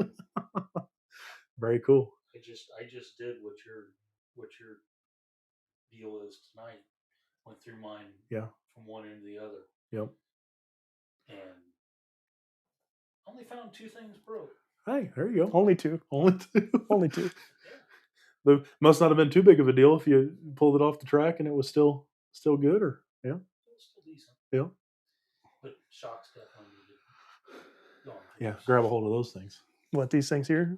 Yeah, Are they crusty? It's Are they crusty? Oh boy. less than desired. That was a car that I purchased from. Oh, those are even emulsions. Those aren't even bladder shocks. Do the front, feel the fronts. I Them wasn't are- going to say anything on stream, but the fronts are pretty rowdy. I don't know who you got these from, but you might want to call them up. Those aren't I'm terrible. not going to say it on stream, but you probably would shit when I'm I tell just you. kidding. But yeah, I'm sure. I mean, these aren't as bad as those. Those are like, Yeah, they need gone through for sure. yeah, I don't know. Versus, I'm spoiled because this is one thing I didn't touch was my, this is what I'm taking versus that thing. Right. So that thing's a little bit more. Oh yeah. This is your Cadillac versus the car you just got. She's a little bit more ready to go. So Yeah, that's got some grit, some grime. we've got some work to do on They it. look good. They just don't feel real good. Well, what you haven't seen is on stream we did a full clean down on them already. So Okay, we're- nice. we've been- No, I was actually. I was. Oh, were I'm you not guys gonna say- listening to yeah, it? we were kind of listening to it, Yeah. half-ass watching it while we were there. That's so. cool. Awesome. Josh Collier said, "Wow, he wants to go now. He'd like to do Motorama first, just to get a feel for it before Chili Bowl." Zach says you can fix the shocks. Yeah. Yeah, there's a pretty good emulsion tactic that I like to use back from the AE days. Yeah. So when you take them apart, here, actually, you got a 2 mil? Yeah. I'll show it real quick. We don't have to actually do it, but I can kind of give it an We idea. can get this thing out of the way, and I can. Back from racing at RJD. Oh, that was actually not even. Let me try to get this one off. It's tight up. How me, you, and Zach aren't all buddies. I know I know you and I raced at RJD together, but I don't ever remember him being around. Like I remember me and you racing all the time. Yeah, I was in and out. Yeah. High school and college, I kind of stepped away for, I don't know, 6 or 8 years. Yeah, because you're a little bit But- older than I am, aren't you? Yeah, I'll be 30 in July. Oh, so we are. No, we're the same age. About the same then. age, yeah. Yes. Oh, so he's close in age, but I'm old as shit when you Yeah, say you're that. old. Yeah, you're old. Yeah. I'm not getting in the middle of that. I'm not getting in the middle of that at all. So she's 11 He months older turned than I am, so 29 today, I give her a hard we're the time. same age. She's There you like, go. "I know, but you'll be old as hell on so essentially, Shock when you- pliers are right here. shock pliers are there. I'm good on that. So essentially, what I'll do is when I build these, I hold them at a 45-degree angle, and when I put fluid in it, I make sure it's all the way compressed with the bleeders, the caps off, all that stuff. So as you're filling it, it's filled up. You pull that down as you're filling it up, and then you push it back up, and then it's all the way in. So as I'm filling this shock here, assume that screw is out. You're pushing that up as you're at a 45-degree angle, real slow to let that bleed out. And once that's all the way together, real slow, put that screw back on, you'll have a perfect shock every time. Dead shock, everything you want in an emulsion shock. Nice. So that's my take on that. I learned that from Michael Page, actually. So if you ran Oh, an yeah. OJD, you Oh, know yeah. exactly who Yep. that is. But he showed me that and talking about ambient temperatures and if it's hot outside that day to bleed of and all that fun stuff. But Yep. if I run emulsion, I like to have a little syringe and do it that way. So. Oh, you do a syringe, like take the air out through the. Well, I like to vent put more in it. So instead of just taking it Oh, apart yeah. and doing all that, I'll just Yep. put a little in, and it Nice. helps a lot. But I get want back to personally it. when I build them, I build them a little bit different myself. Not that it's the right or wrong way, but I can build Yeah. a pretty dead shock on. I actually fill the cap up too, Mhm. so where basically there's no way I can compress it fully when I build it, Right. and then I'll bleed it while I'm pushing it down, pushing the shock down, Mhm. and then I will, once it's fully compressed, I'll lock it back down, build some pressure back up in it, and then kind of go from there. There you go. Let's see. Gokin says he's older than all of us. We know, Zach. You're an old guy. You're an old head. That's how he can rock the stash and Yep, get away with it, That's right? right. Let's see. Collier said he thought you were 28. So There you go. You're more. Let's see. Schroeder says Winter Rumble. Can we remove midget next year and put EDM in?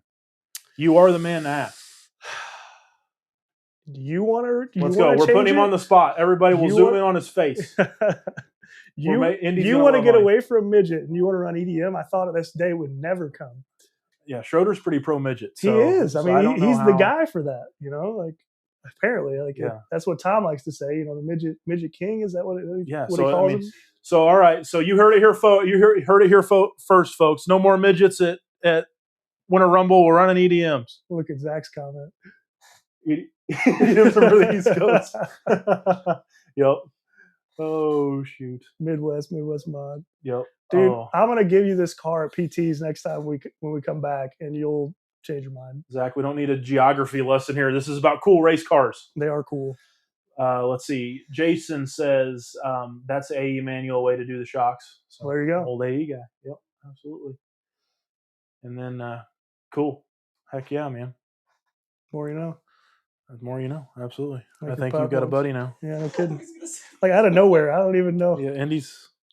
Anybody who comes and races at Raceway 39 this year, FYI, can we even charge to get people in when Indy is they have to pay by the pet for Indy and by the ball throw. So we're gonna have to have a charity race just for Indy and Monty, so people will pet them and Right. and throw Monty's ball. We're gonna have to have a good insurance think, policy huh? for rotator cuff injuries for Monty. No kidding. Yep. Yeah, just have one of the little ball thrower things. They got an automated one that just spits it out every so often. He doesn't like it. He doesn't throw it fast enough. So then he sits there at it and He'll like hover over it and get slammed by it. Schroeder says electric dirt modified. It's for Oh, EDM. geez. Change it up. Electric dirt mod. so that Zach's happy. There you go. Oh, just race it and say nothing in the Midwest mod class. Yeah. That'll go over well with Yeah. Tom. He'll be like, oh, well. And just tell him you clean the nose off of it. It'll be all right. Right. And then Theeden says 4-wheel drive late model were cool at the Rumble. So Yeah, that is definitely a really cool class. There's Yeah. a few people that come up with, those chassis concepts and everything that switch it over, and they had a blast doing it. I drove Tim's and it was pretty fun. I mean, Yeah. I tell you what, it was like old time's sake. A lot of them guys were around for that stuff with the Intimidators and Dominator, right? Dominator. And yeah, I mean, it's just a cool throwback to an awesome class that doesn't really get as much love these days. yeah. What did they run around here or in the Midwest before? Moni, yeah. Yeah. Did they? Dad and Eugene and them back in the day went to open wheel and stuff like that. That's cool. The old flopper bodies. But that was more foam tire stuff than rubber tire. I think it's just cool that they run a rubber tire EDM. Right. I think that's a lot of fun. So that the open wheel championships deal, I learned about that with our. I don't want to release on who's going to be next week's podcast guest, but there's somebody coming after you that talked a lot about the oval nats and stuff. I know who it is. I'll tell you in the car. Yeah, so it'll be it's pretty cool, but just weird like that. Yeah, and I think we just get up and let Indy do this. Like she's pretty good. It's probably bedtime at this point. We're an hour past, and I'm like, we lost an hour just coming across state lines. Yep. Yeah. Well, that's like going and racing at PTs. It's awesome getting there. Right. But man, coming home sucks. Yeah, you're burning an hour. Yeah. Yep. Dan just said, "Did I hear foam?" No. Oh man, Evan Waller, what's up, man? Good to see you, Evan. But man, we're keeping so many people on here. I hate to cut this thing short. I don't know what else they want to know. I don't know. Yeah, what we got Cole here, guys. We need to get him out of here and getting him and his dad back on the road. But if you guys got anything, I'm sure Cole's more than happy to answer any questions you guys got. And we got him a mic and everything. So I'll say this: Indiana's gas prices are a lot better than Illinois'. Hot take: everything about Indiana is better than Illinois. Yeah, The guy front, other than the dirt late model racing, it's hard to beat that. That's like Mecca. You guys keep building tracks over here, we're gonna have to actually come across state lines. That's what I'm saying. Yeah, me, Raceway 39 and Raw. I mean, Raw is like such a great place. Raw is an awesome place, and I'm so sad that the one time that we made it out there last year, it rained on us for the Elite Series race, and that they put a bunch of moss and stuff down, right? Well, they did what they could. They did the best they could, and honestly, they did such a great job. But the Friday of practice was phenomenal. The cars were great. I was super excited. We were all excited about the next day, and then the rain just came in and changed the track completely. So what can you do? Mother Nature, she doesn't like racing sometimes. I tell you what. Is that the boss? Oh yeah, and Indy runs things. We just live here, so pretty much. There you go. But yeah, no man, Raw is a great place, and I love. I'm very thankful that I get to go up there and run basically every. And that's open tire, right? Yes. Club nights or most nights, all nights. Yep. Yeah, I think it's always been all nights. I typically take quasis up there, but the quote unquote fast guys they're on ellipses. I think typically. I've also seen guys on arrays and things like that. Arrays. Yeah. But ellipses seem to be like on not any open tire, but most open tire stuff that I've seen. Ellipses seem to be where everybody kind of. Yeah, I mean the dirt web front, ellipse rears. That's been bread and butter since they came out. Really, I mean other people will say different things. I mean the raw speeds are good. The stage 2s. I know we ran I-44. Everybody was chasing because they couldn't get ellipses and dirt webs, so we were going to different things to try to figure it out. But yep. Oh man, I missed a bunch of these. Danta said, "Did I hear foam?" Schroeder said, "Move to Northern Indiana and you'll be back in Central Time." Collier says, "That's like me and Tyler Trueblood going to Cedar Bluff. It was good going there, but rough coming home." Yep, absolutely. Schroeder says, "Has Dan figured out how to be a better barber?" That's an inside joke, I guess. You figured out how to be a better barber yet? Schroeder's coming at you. Do we? You and Schroeder need to handle business next time. You guys. I think PT's next time. They need a grudge match. Absolutely. We'll just clear out that top bunk up there where everybody is, and they can just throw down. It's like big cars. You got to do it on the front stretch where everybody can see it. There you go. Well, I like being up top. 2 men enter, 1 man comes back down the steps. There you go. Ryan Thieden says, "Good luck to you guys. They'll be watching y'all." So heck yeah. Raw is amazing, says Josh Collier. Absolutely. Drake Hartzell says, "What wheel colors bends less parts?" Drake needs to know. I don't know for you, Drake. I don't know if anything's strong enough for that. Neon purple or something is what Drake wants. I don't know, man. Them DE wheels are pretty strong. I don't know. Man. We got JCs on this rig. Yeah, I like the J-Con ones. I got a bunch of them. Yeah. Just trying to use them up. I like the raw speeds. I've tried those. I mean, the quasi ones are good. Yeah. Yeah, that secondary lip. If you're a guy like me that likes to hit stuff, you can crack them really easy. I found on that outer lip. Yeah, been there, done that. Yeah. I got lawn darted one time at Slideways, and they busted a hole in the center section of the disc. Oh shit! Yeah, wow. So not the actual edge, but the center section got busted out. I sent it to Dustin, and he goes, "Well, that's a new one. That's not supposed to happen." No, but it was just a freak accident. A sprint car bumper hit the side of the wheel. It was kind of wild. I heard you got kind of lawn darted too in the A main at the Rumble and late model coming off turn 4. Yeah, I don't know who would have done that. What a dick that guy I'm telling you, man. But it was him. Was not. Maybe could have been a little bit. Anyway, Dan Goody says if Indiana could absorb Illinois, that would be great. Yeah, for sure. You don't want the northern part of Illinois. Just take soil. Take the 74 south and take all of that. 74 north just kind of. 74 south is already Indiana. Like it's all the same thing. Pretty much. It's Chicago and the rest of Illinois. Yeah, it's Cook County and then the rest of Illinois. Right. Yeah. Anything south of 80. There you go. We'll take anything south of 80. Yep. Yeah. Illinois. I mean, I grew up, spent the better part of my life to this point in Illinois, and I loved every second of it. I know that the politics and stuff kind of suck, but man, everything about Dan's blood pressure's going up already. That's all I want to hear for the next hour. Because Danta wants to know if he's going to be getting his sandwiches again. Oh, this weekend. And then, so Josh says that race day was interesting, getting all the dirt covered in cars and cleaning them afterwards. So I'm assuming he's talking about Elite when it rained. Yep. Yeah, I've only seen photos, but that didn't look like it was the most fun experience. Yeah, I would have probably pulled my electronics and just hosed it off. Yeah. The body on the late model weighed like 5 or 6 pounds after it was done because it just caked in. And I mean, we did the best that we could with what we had. I mean, the folks at Raw, I mean, they're great to work with. They were very, very responsive to, feedback and what do we do? Can we, all those things, and, brought everybody together that had traveled all over and talked it out. I mean, you don't normally see that. Normally it's a higher up discussion and there's a decision made, not necessarily a discussion. So kudos to them for that. Absolutely. Yeah. Racing up there as much as we did last summer. I mean, Raw it's a world-class place for a at-home RC track that's not a purpose-built, somebody's paying rent or a mortgage for their racetrack. I mean, it's amazing. I hate that it's 4 hours away, but other than that, yeah. I mean, it's even an hour and a half for me, which obviously is not, 4, but still it's always wish stuff was closer, right? For sure. 100%. You're still going to say that even when we have ours. Yeah. He's going to walk 100 feet and be like, oh, man. Exactly. Danta wants to know, are we getting sandwiches?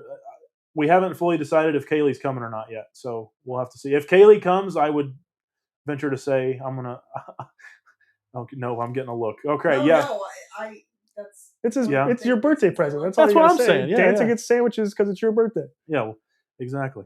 Danta, you can buy. How about that? Kaylee will fly if you buy. That'll work. Let's see. Schroeder says white wheels are fast, yellow is slow. Yellow wheels and off-road are faster. That is true. I can get behind that. That's the only thing I'll say about that. White wheels, I agree. Good Lord, we keep getting all these comments. Thank you, guys. Let's see. Gokin says yellow wheels are faster while white wheels are lucky. Interesting. Didn't see luck coming into it. Brian Musterman says, thank you, Dan. That's what I was just talking about south of 80. So, I mean, you could run for office, Dan. We've already got at least 2 votes for you. Theeden says, Cole and I once got 2 sprints stuck nose to tail. Took all we could to pull them apart. We laughed and laughed.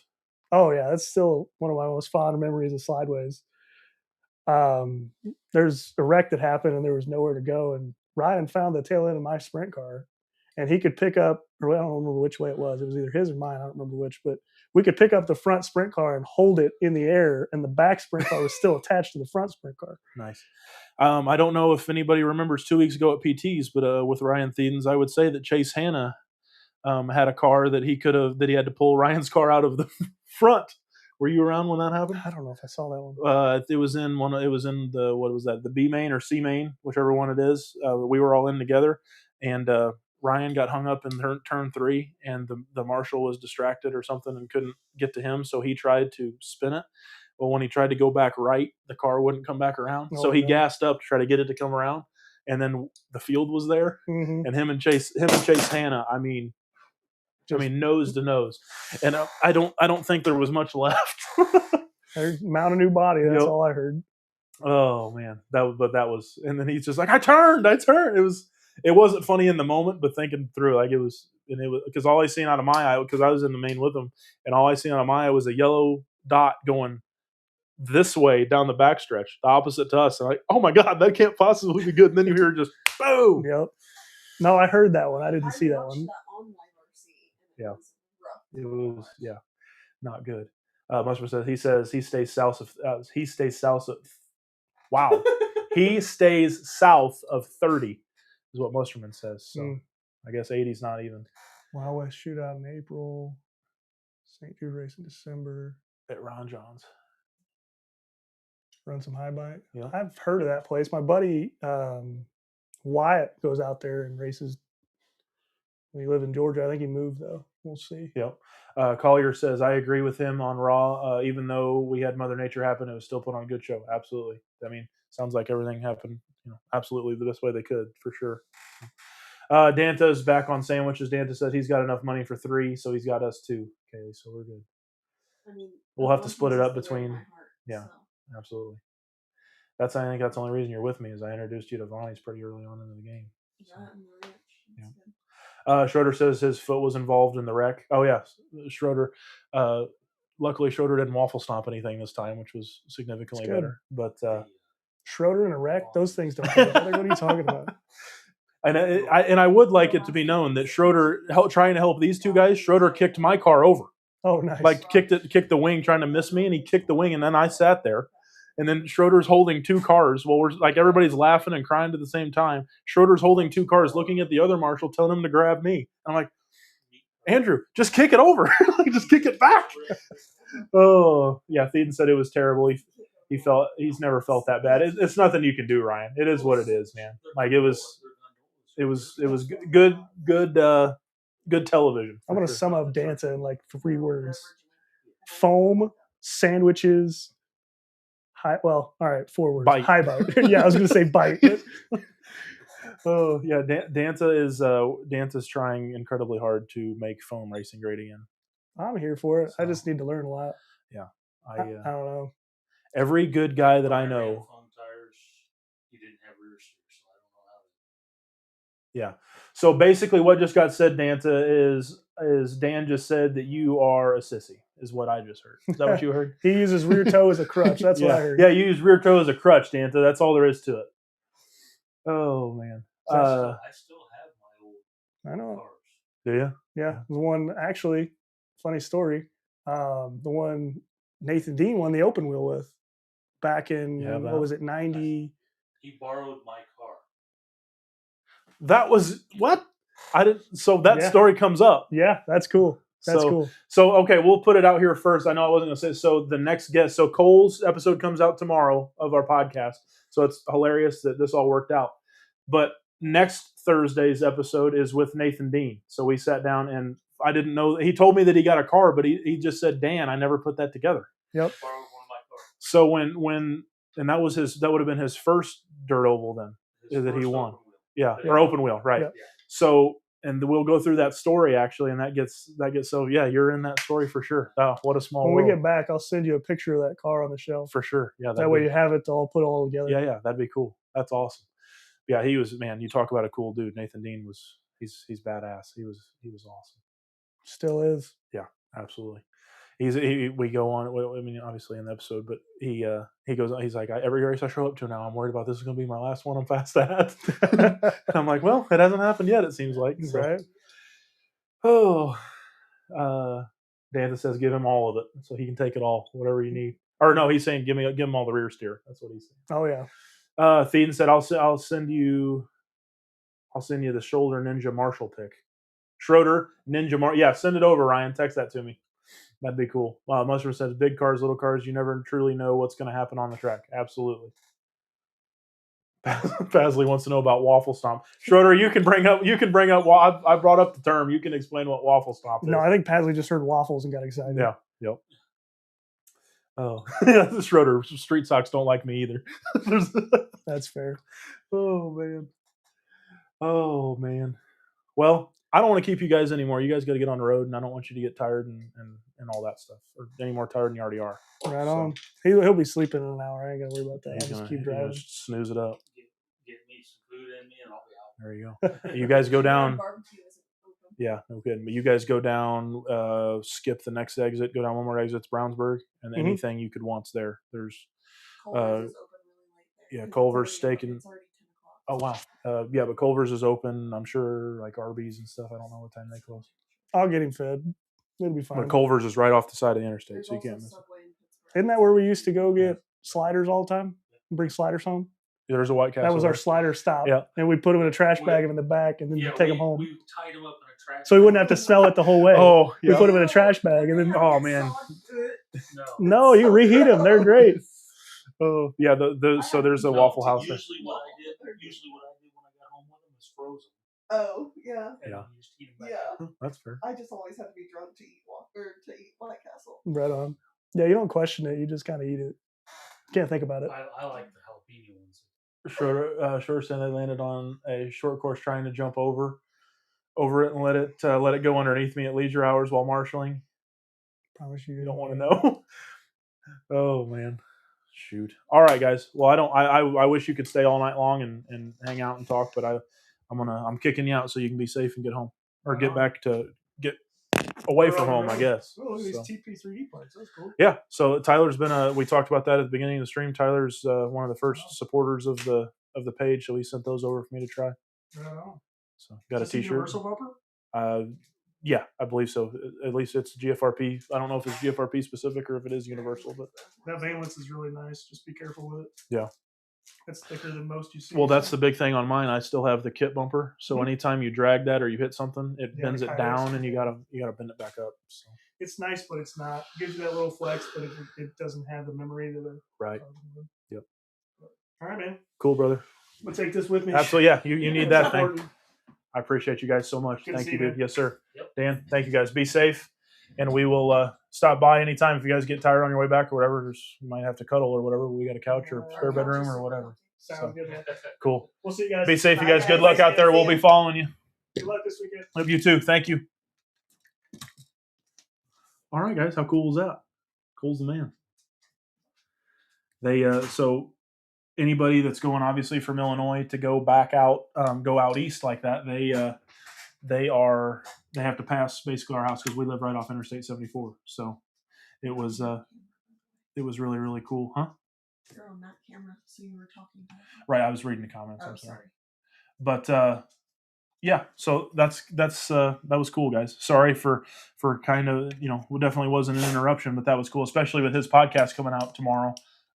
As you guys could obviously see, Cole's a very, very smart, very, very intelligent dude. So, and he's one of the fastest guys in all of our hobby. So Cole's one of the first guys I got to meet getting back into this, and he's been nothing but a friend and, kind of a, mentor to me through all this. So I have nothing but love for Cole Dolbert and Dan. I raced with Dan for years and years on the off-road side. So Dan's an awesome guy too. Both those guys have been around for a long time.